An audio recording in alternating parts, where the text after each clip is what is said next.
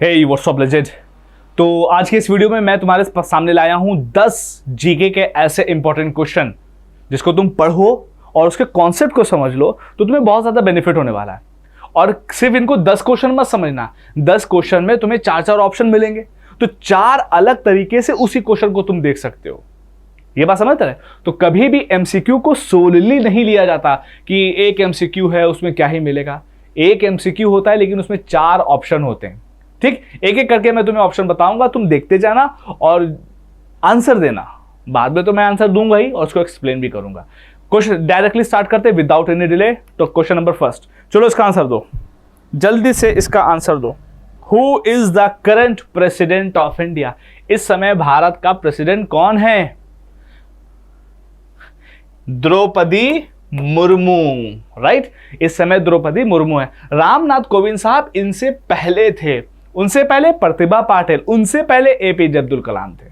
तो सबसे नंबर अभी कौन है? द्रौपदी मुर्मू। उससे पहले कौन थे? रामनाथ कोविंद। उनसे पहले कौन थे? प्रतिभा पाटिल जी। उनसे पहले कौन से थे? एपीजे अब्दुल कलाम। तो देख रहे हो, बात समझ में आ रही है? आगे बढ़ते हैं। Next question, who is known as the missile man of India? Missile man of India किसको बोला जाता है? जल्दी से बताइए, जल्दी से बताइए, इसका आंसर क्या है? मिसाइल मैन ऑफ इंडिया किसको बोला जाता है? ये मुझे लगता है कि आप लोगों का आंसर गलत नहीं होना चाहिए। ये बहुत जबरदस्त क्वेश्चन है। Who is the missile man of India? Vikram Sarabhai, CV Raman, APJ Abdul Kalam, Homi Jahangir Bhabha. The correct answer is, एकदम सही जो आप लोगों ने बताया है वो है एपीजे अब्दुल कलाम। एपीजे अब्दुल कलाम साहब सिर्फ और सिर्फ साइंटिस्ट नहीं थे, साइंटिस्ट तो थे ही, बड़े एस्पिरेशनल पर्सन और भारत के राष्ट्रपति भी रह चुके हैं। ठीक, और भारत के ऐसे राष्ट्रपति थे कि जो बोला जाता था कि मजबूत वाले, अगर लोकसभा और राज्यसभा से कुछ होके आता था तो उसका रिस्पॉन्स ये देते थे। ऐसा नहीं कि मुंह उठा के साइन कर दी। तो बहुत एक्टिव पर्सन थे और इतने जबरदस्त थे कि हमेशा बच्चों को पढ़ाने की प्रेफरेंस इन्होंने दी। इतने बड़े पर्सन हो गए थे, कभी आराम आराम नहीं। उन्होंने बोला था कि मैं हमेशा एज अ टीचर के रूप में ज्यादा अपने आप को देखना चाहता हूँ, एज अ टीचर के रूप में अपने आप को ज्यादा देखना चाहता हूँ। और फाइनली एक लेक्चर लेते लेते ही उनकी डेथ भी हो गई थी। तो अपनी लाइफ में ऐसा काम किया है कि जिस टाइम इनकी डेथ हुई ना, तो हर एक हिंदुस्तानी की आंखों में आंसू पड़े हुए थे। ठीक, तो एपीजे अब्दुल कलाम साहब को मिसाइल मैन ऑफ इंडिया के नाम से जाना जाता है। अच्छा, इनकी किताब थी, नाम जरूर बताना उस किताब का नाम क्या है। उनकी बहुत मशहूर किताब, बहुत बहुत बहुत बहुत ज्यादा मशहूर किताब, उसको आप लोग कमेंट सेक्शन में जरूर बताइएगा उसका नाम क्या था। ठीक है, आगे देखते हैं next question without any delay. What is the capital of Mizoram? Mizoram की कैपिटल क्या है? जल्दी से बताइए इसका आंसर, बहुत आसान है इसका answer. What is the capital of Mizoram? India में लगभग 28 state,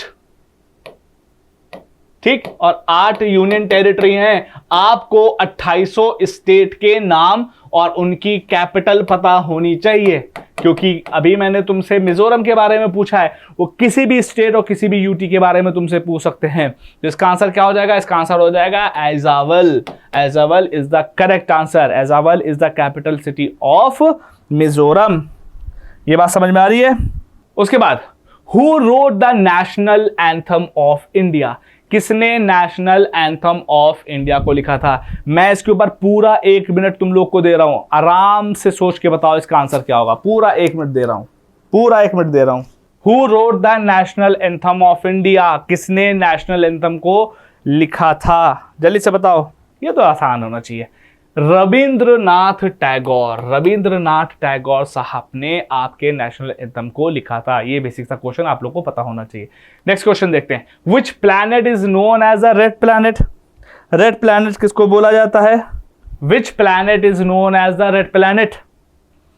Jupiter, Venus, Mars and Mercury. इसमें से किस प्लैनेट को रेड प्लैनेट बोला जाता है? जल्दी से इसका आंसर दीजिए। The answer is Mars. Mars planet जो है वो रेड कलर का दिखाई देता है अगर आप इसको देखेंगे, इस वजह से इसको हम लोग रेड प्लैनेट के नाम से जानते हैं। अब देखो, जो प्लैनेट है, प्लैनेट जो होते हैं, मार्स के अलावा टोटल मिलाकर 8 प्लैनेट हैं। ठीक, 8 प्लैनेट और प्लस सन, ये मिलके क्या बनाते हैं? Solar system. ठीक, क्या बनाते हैं, सोलर सिस्टम। तो तुम्हें ये इंपॉर्टेंटली पता होना चाहिए कि जो हमारा सोलर सिस्टम क्या है, सन क्या है, उसके प्लैनेट कैसे हैं, इनर प्लैनेट क्या होता है, आउटर प्लैनेट क्या होता है, एस्टेरॉइड बेल्ट क्या होती है, मीटियोर क्या होते हैं, मीटियोराइट क्या होते हैं, मीटियोराइट्स क्या होते हैं, कॉमेट्स क्या होते हैं, ये सब तुम्हें पता होना चाहिए। मैंने तुम्हें सिर्फ एक क्वेश्चन दिया और एक क्वेश्चन से पूरी रेंज ऑफ क्वेश्चन तुमको दे दी जो तुम्हें जरूर पता होने चाहिए। आई होप की बात समझ में आ रही होगी। फिलहाल रेड प्लैनेट हम लोग मार्स को बोलते हैं। अब उसके बाद नेक्स्ट क्वेश्चन देखते हैं। Who was the first women prime minister of India? India की पहली वुमेन प्राइम मिनिस्टर कौन थी? बहुत ही जबरदस्त, शानदार, जिंदाबाद वाली थी, एकदम मजबूत वाली थी। कौन थी ये बताना पड़ेगा। Who was the first woman prime minister of India? हाँ, एकदम, मैडम इंदिरा गांधी जी, मैडम इंदिरा गांधी। ठीक, सरोजनी नायडू साहब नहीं थी, प्रतिभा पाटिल जी राष्ट्रपति थी, सोनिया गांधी अभी तक कुछ बनी नहीं है। तो आंसर क्या है? इंदिरा गांधी। और यही वो थी जिन्होंने देश में इमरजेंसी लगवाई थी। इसी वजह से इनको बहुत ज्यादा बदनाम किया गया कि इन्होंने इमरजेंसी लगवा दी गई थी। Right, next question. What is the currency of Japan? Japan की करेंसी क्या है? जापान की करेंसी क्या है? हर एक कंट्री की अपनी एक करेंसी होती है, जैसे कि यूएसए की क्या है?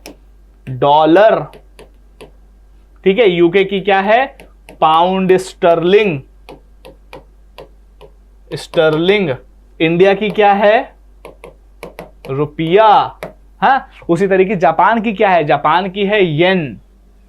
ठीक, तो इस क्वेश्चन के पॉइंट ऑफ व्यू से आपको यह पता होना चाहिए कि जो दुनिया की जो इंपॉर्टेंट कंट्रीज हैं, मैं नहीं बोला सबकी याद करो, लगभग 200 कंट्रीज है, सबकी थोड़ी ना याद करो, लेकिन इंपॉर्टेंट कंट्रीज जैसे USA, China, Japan, Russia, Iran, है ना, सऊदी अरेबिया, इन सब की आपको पता होनी चाहिए। आई होप कि पता भी होगी आप लोगों को।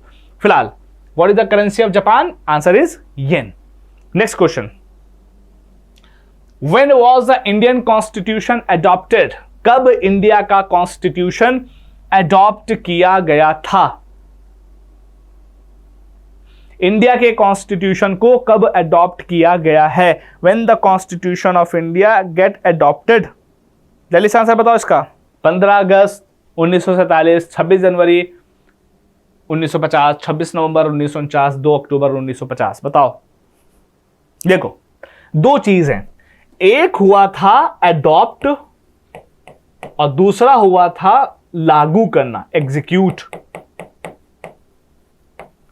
अडॉप्ट जो हुआ था वो होता 26 नवंबर 1949 और पूरे तरीके से लागू जो हुआ था वो हुआ था 26 जनवरी 1950। इस वाली डेट में हुआ क्या था? इंडिपेंडेंस डे है, इंडिपेंडेंस डे है ये क्या है? गांधी 1950 छोड़ो, 2 अक्टूबर जी को गांधी जी की बर्थडे होती है, गांधी जयंती होती है। इस दिन अडॉप्ट हुआ था, इस दिन लागू हुआ था। तो इसका आंसर क्या हो जाएगा? Answer is B will be the correct answer. Next question. Who founded Jamia Millia Islamia and in which year? किसने जामिया मिलिया इस्लामिया को इस्टेब्लिश किया था और किस साल में? किसने जामिया मिलिया इस्लामिया को इस्टेब्लिश किया था और किस साल में किसने किया था? बहुत अच्छा बेसिक आंसर है। अरे भाई, मौलाना अबुल कलाम आजाद ने 1920 में जामिया मिलिया इस्लामिया को इस्टेब्लिश किया था। ठीक, सर सैयद अहमद खान साहब ने तो Aligarh Muslim university, Mahatma Gandhi and Zakir Hussain, इनके ज़्यादा इसमें खास कंट्रीब्यूशन तो हैं, लेकिन इस तरह की ऑर्गेनाइजेशन के ऊपर उनका फोकस नहीं था। Next last question. What is the largest river in the world? World की सबसे लार्जेस्ट रिवर कौन सी है? What is the largest river of the world? जल्दी से बताइए, सबसे लार्जेस्ट रिवर कौन सी है? अरे भाई, बहुत बेसिक सी, नाइल रिवर। नाइल रिवर जो कि इजिप्ट वाली है, या मैं बोलूं अफ्रीका वाली, इजिप्ट, वो वाली सबसे बड़ी है। अमेजॉन रिवर ब्राजील वगैरह में है, गंगा रिवर इंडिया में है, यांगजे रिवर बताओ किस का नाम है, जल्दी से कमेंट करके बताओ यांगजे रिवर का इंडिया में क्या नाम होता है। ठीक, यांगजे रिवर को इंडिया में किस रिवर के नाम से जानते हैं, क्या वो बहती भी है इंडिया में या नहीं बहती है, इसको कमेंट सेक्शन में जरूर बताना। फिलहाल largest river in the world कौन सी है, नाइल रिवर है।